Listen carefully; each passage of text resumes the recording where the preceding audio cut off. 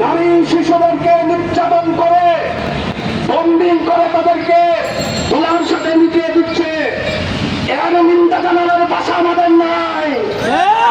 সংগ্রামী উপস্থিতি, আজকে আমাদেরকে শপথ নিতে হবে।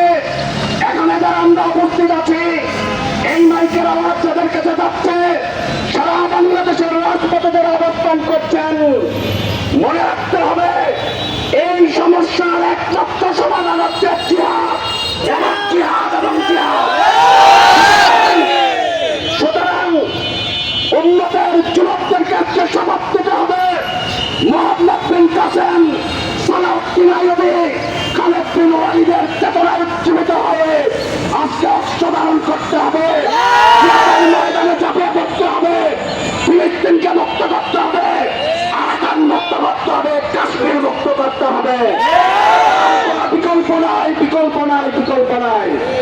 আল্লাহ রাসূল সাল্লাল্লাহু আলাইহি ওয়াসাল্লামের সাথ ফরমান, হযরত আবু হুরায়রা রাদিয়াল্লাহু তাআলা আনহু বলেন, কিয়ামত ততক্ষণ পর্যন্ত হবে না যতক্ষণ পর্যন্ত নাকি মুসলমানদের সাথে ইহুদিদের লড়াই এবং সংগ্রাম, যুদ্ধ জাহাদ না হবে।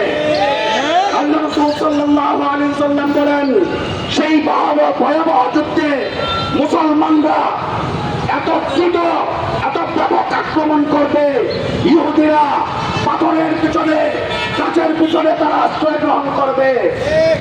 পাথর এবং গাছ মুসলমানদেরকে বলবে, ইয়া আব্দুল্লাহ, ইয়া মুসলিম, হাদা ইয়াহুদি মিন কলবি। হে মুসলমান, আমি পাথর, আমি গাছ, আমার পিছনে ইহুদি আশ্রয় গ্রহণ করেছে। পতাল, তোমরা আসো, পাত্তলেহ, তাদেরকে হত্যা করো। ইহুদিবাদকে খবর দিতে হলে, খুশিদারদেরকে শাস্তি নিশ্চিত করতে হলে মুসলিম